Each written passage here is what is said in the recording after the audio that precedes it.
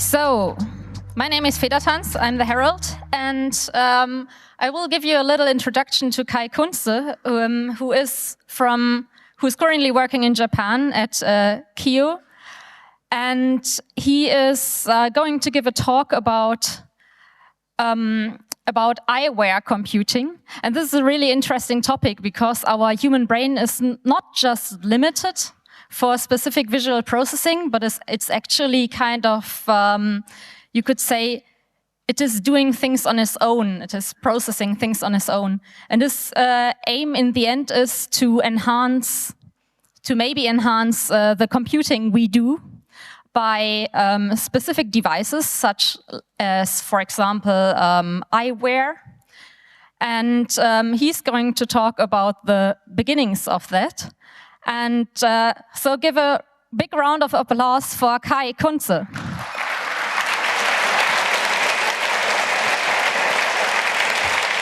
Thank you very much. The mic is on. Can I get my slides? So for me, it's always, I give a lot of talks, but for me, being here at Chaos Communication Congress is always special, so I'm also a little bit nervous, and I hope that I won't be wasting your time for the next 25 minutes or so on. So the topic I want to talk to you about today is eyewear computing, augmenting the human mind.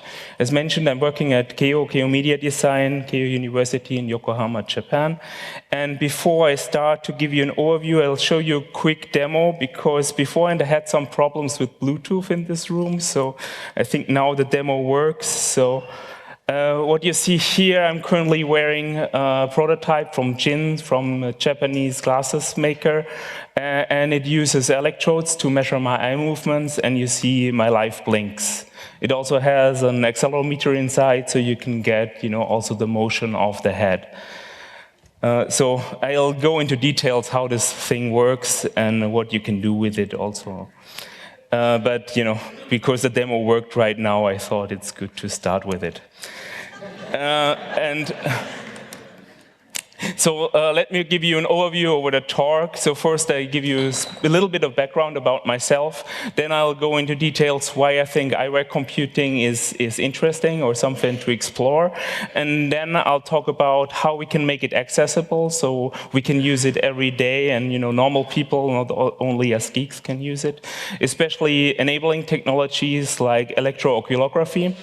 And then I'll give a little bit of an outlook on how we can be able to measure other cognitive states, something like cognitive workload or so on in real life. But that's more or less an outlook, and we just started with this work. So as a background, I worked in wearable computing, and this means, I used mostly motion sensors and other sensors. I put them on users and tried to figure out what they're doing. My former supervisor, Paul, you see him here in this picture, calls it a Christmas tree setup, because we put a lot of sensors on the people and try to figure out what they're doing, and try to support them during everyday tasks, so doing maintenance work, but also sports. And a lot of my work was trying to figure out how we can get from these dedicated sensors towards something you can wear with your smartphone, or sensors that are embedded in everyday garment. And then, since the last 2 years, I got more and more interested in what's going on in our mind. So, can I also detect cognitive states or cognitive activities? And in this case, the eyes got more and more interesting. I started with EEG, and I found, I'm a little bit lazy, so I found it too difficult to make sense out of EEG signals.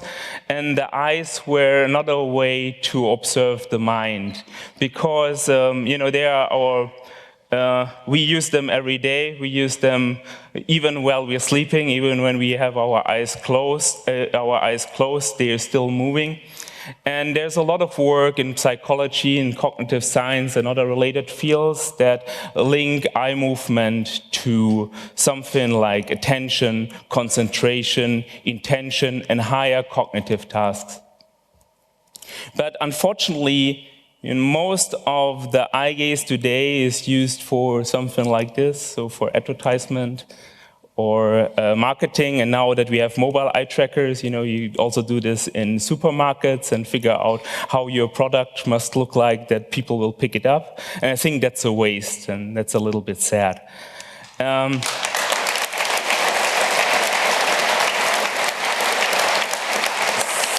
So last year I gave a talk about tracking reading habits.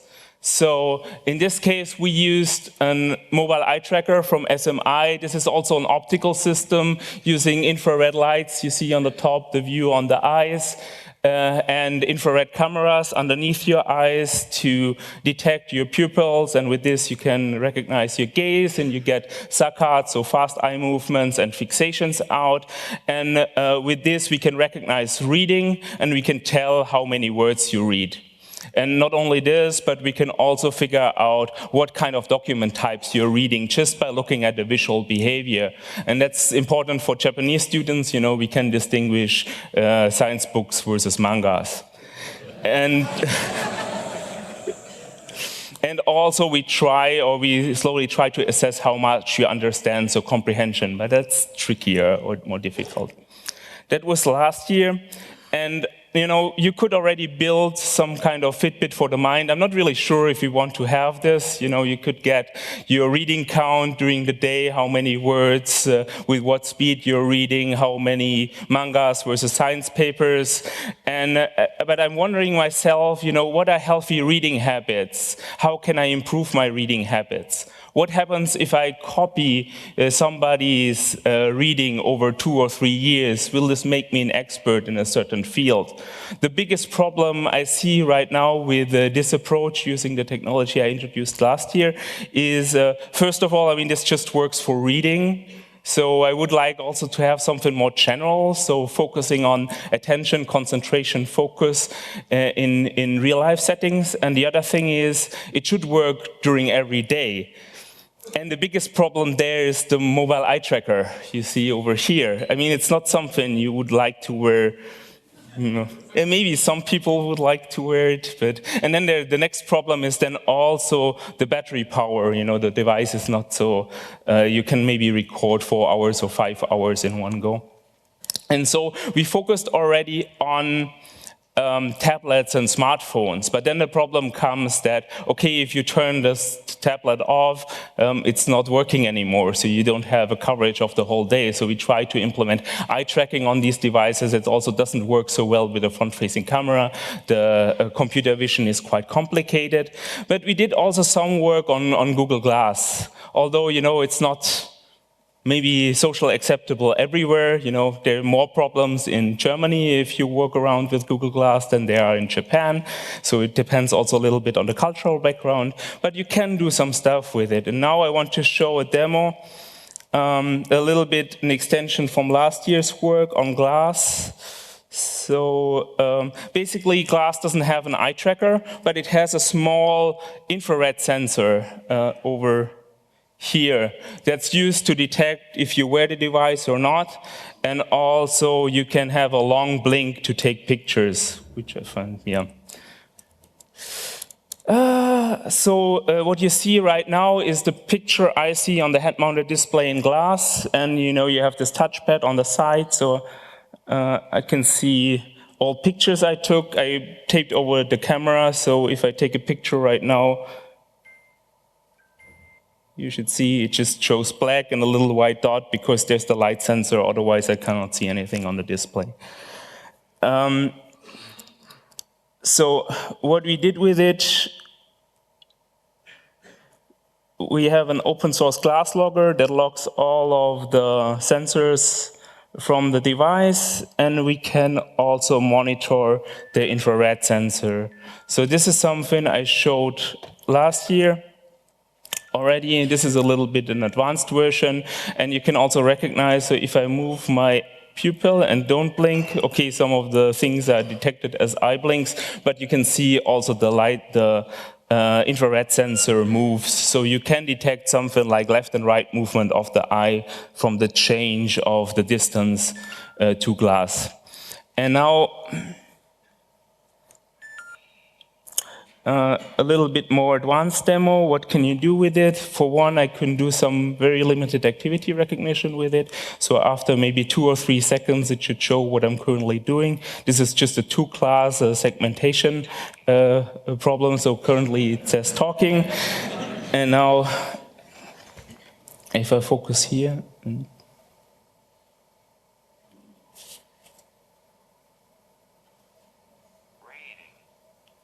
So reading, this just uses my head motion as well as the eye blinks to detect, to distinguish talking and reading. Talking works relatively stable during the day. Reading is a little bit troublesome with the infrared sensor because of, if you're watching a movie or so on, it might also say talking, reading, because that's not working so well. But other things you can do with eye blinks, as I mentioned, one is recognizing talking. So this is simple because your blink frequency will increase, usually double. And there are also some correlation with focus. So usually if you focus on something, your blink frequency will decrease. And also with content. So what I observed is if you look at people reading from an e-ink display, you recognize that they blink when they turn the page. And I would like to use also the change blindness during blink. I haven't really gotten a good idea what I want to do with it, but you probably know that if you have some kind of stimulus or if you blink and somebody changes maybe the color of the background or changes some people in here, I wouldn't recognize because I blinked in between. And you could use this, for example, for a display that changes just when you blink. So you wouldn't recognize that something in your view changed, but if you want to get the new information, it's already there. And some ideas like this, and I think it would also be cool for horror games or interactive movies or so on.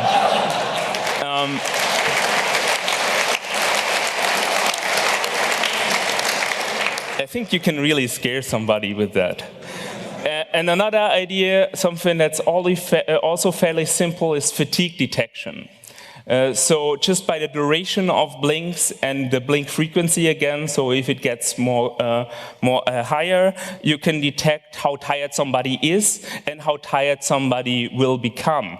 And I had the idea of equipping a batch of students with just simple blink detectors for classes, and then have a ranking system of lectures. So you can get the most boring lecture versus the second boring lecture and so on.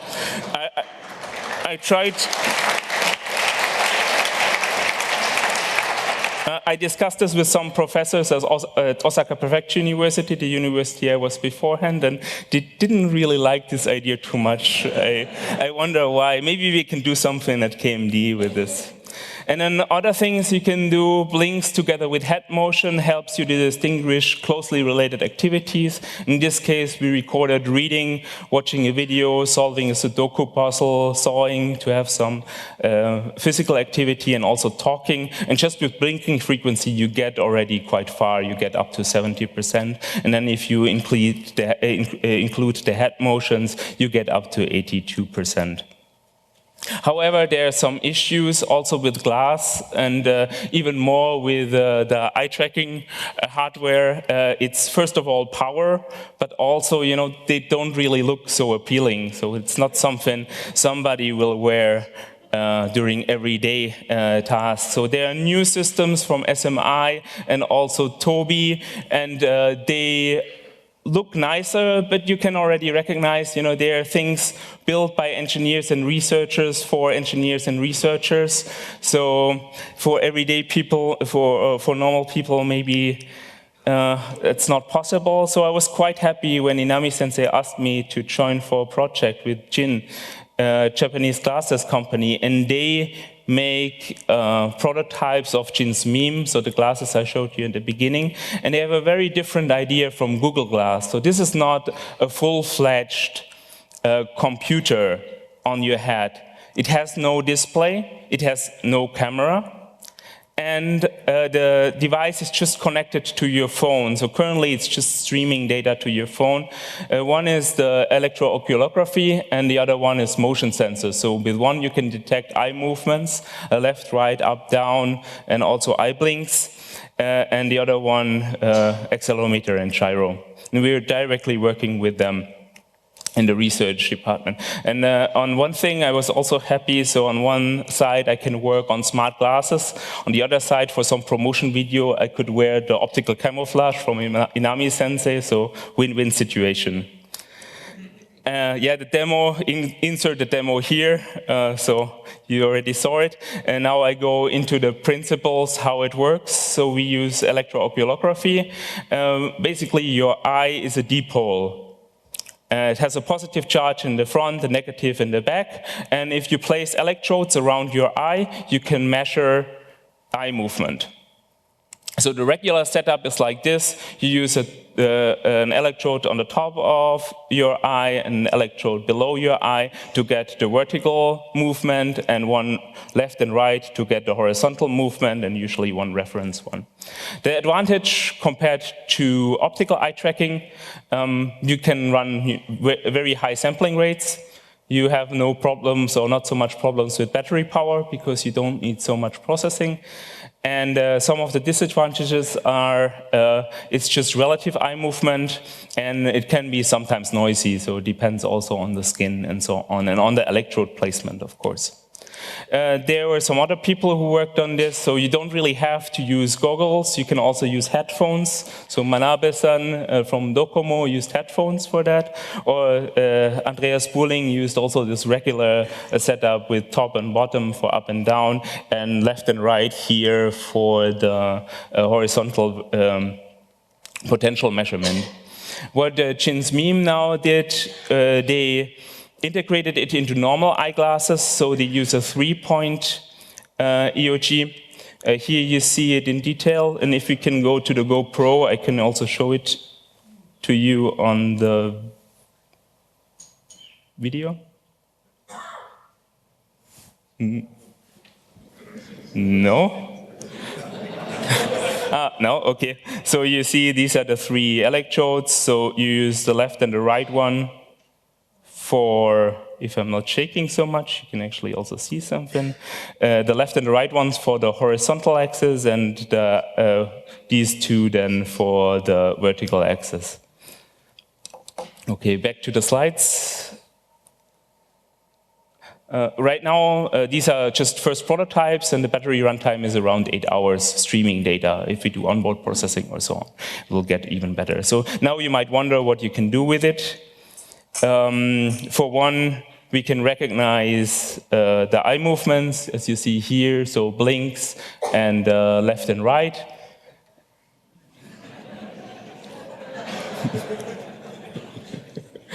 This was one of the earlier prototypes. That's, by the way, Shoya. He was here last year. Unfortunately, he couldn't join this time.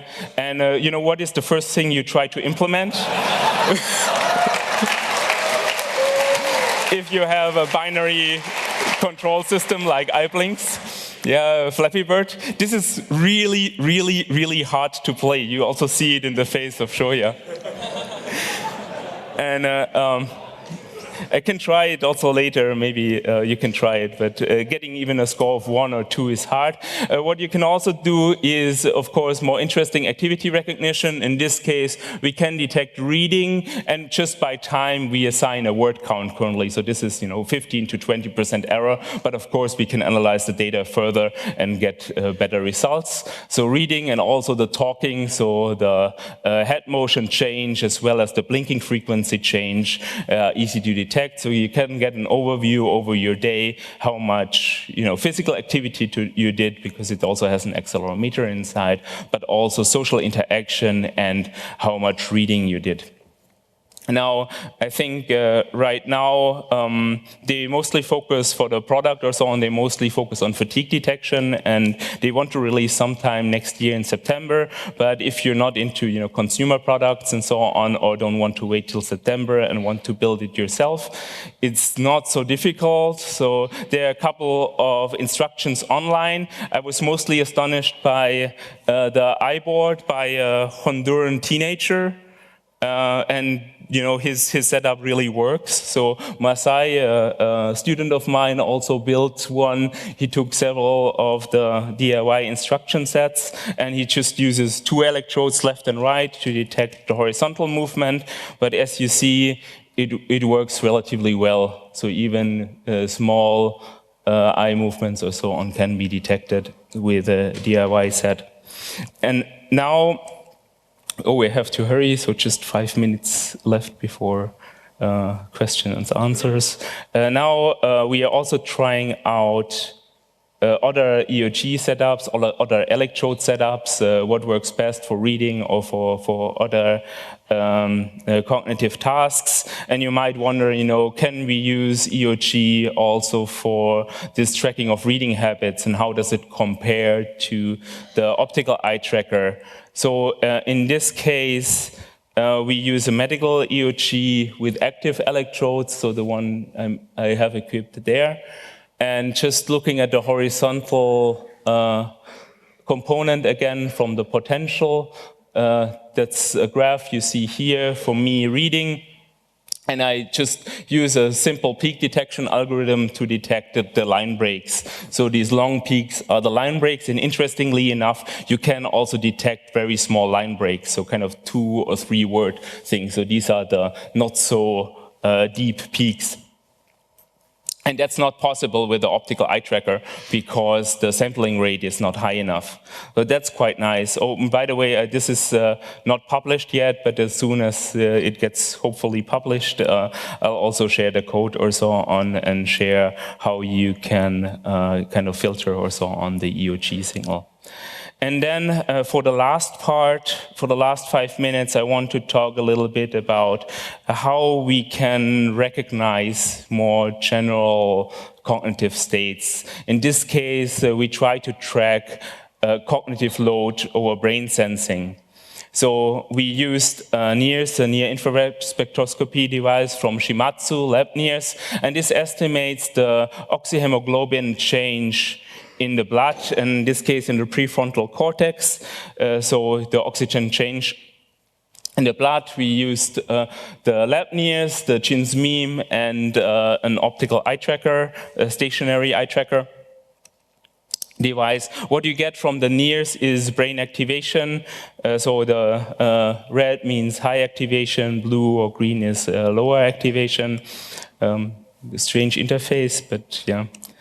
And this is then the eye gaze synced with the brain activation, so in this case a reading task. But what I'm really interested in, we didn't only record reading, but also calculation and some memory games. So in this case you see a memory task, NBAC, that's a common task to assess memory, and 1 back is relatively easy, 2 back gets already quite difficult if you're not trained, 3 back is more difficult, and 4 back nearly impossible if you have not trained. And this is a recording from 1 user with the workload. As I said, 1 was easy for him. Looking at the FNIRS, 2 was a little bit more difficult, 3 was most difficult, and 4, the person gave up. So, and I'm most interested in this state. If it's possible to detect this state not with a Lab NIRS device, but with something like blinks, eye gaze features, or some other cheap sensors, we can implement something that keeps us challenged while learning and not frustrated. And that's something, I would really like to go. We just recorded the data. I'm not sure if there's something there. I saw some correlations. Pupil diameter is something, but that's not something I can get over the EOG. Blink frequency is also interesting, but it's not good enough to detect this state yet or also predict it, because what I really want to do is I want to predict that if I increase the difficulty for a task, the person will give up. And that brings me more or less already to the summary. So I believe that if you look at the last centuries, the biggest scientific breakthroughs were about our physical limitations. So, we can now travel faster, we can build higher, we live more comfortable, longer lives. And I believe, the future will be about overcoming, or the biggest scientific breakthroughs will be about overcoming our cognitive limitations. And let's work together with, open tools and open code to achieve this. And that brings me also to a quick thank you slide. Just want to name 2 people, so especially Oliver Amft and Christoph Schuber, who enabled part of the talk because of some hardware I got from him. And a special thanks to the people who actually did the work. So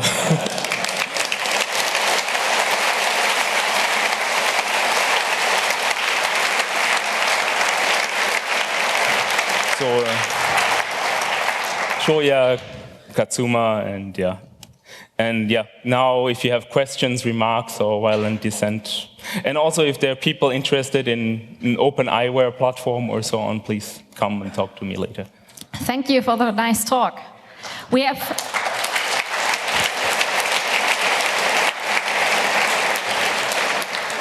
We have 5 minutes for questions. You can line up at the microphones. We will start with microphone 4. Could you explain the blink again? How do you capture that? So for the blink... Sorry for the interruption. Please move out quietly. No talking. Because the eye is a dipole. You said it's a dipole, so it moves down when you blink, or what? No, blink is actually muscle activity you get also. So what you see here is blink is relatively a nice pike, so kind of this signal in the EEG, and you get it over the muscle movement. So this is not the dipole. So the eye does not move. In this case, you move your muscles, and that's also something you can register over the electrodes. That's actually a, how do you say, a noise signal if you want to recognize EEG.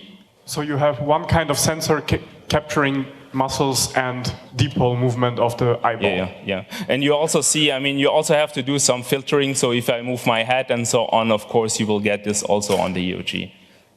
Because of the small, okay, thanks. Yep. One question from the signal angel. The question was, what sampling rate does the EEG operate with for the line length? So for sampling rates, this depends on, so the JINS MEME currently samples at around 100 Hertz. It can go, I think, up to 200 Hertz. This has nothing to do with the electrodes, but with the chip inside. And for the line lengths, the data you saw beforehand, that's a medical EEG, so this is 500 Hertz. So here you need some higher sampling rates. So for this, you need 500 Hertz. But I think maybe with 200 or 150, you would also get reasonable results for line break detection. Thank you. Microphone number 3. I was wondering if there's any ethical reflection included in your studies and in your work. Because, well, you don't have to have too much fantasy just to think how this thing, which is funny here, can be used as a perfect tool of control. Yeah, I agree. And I think there's already a lot of work. That's why I had this advertisement slide. I think we are already behind, some companies that work in this field and have more knowledge about the relation between brain and eye movement and so on, and also kind of how there are whole studies on how to place products or how to design a supermarket or something like that are not out there. And for me, the important part is that the data stays with you. I don't want Google or Apple or somebody like this developing glasses and then getting all of our data, because I'm already scared from the data, just the location data and the other data I'm giving away for free. So there's definitely an issue. I think, one thing we can do is just try to open this research up and show people what is possible to hopefully prevent somebody misusing this. But yeah, that's definitely an issue. Thanks.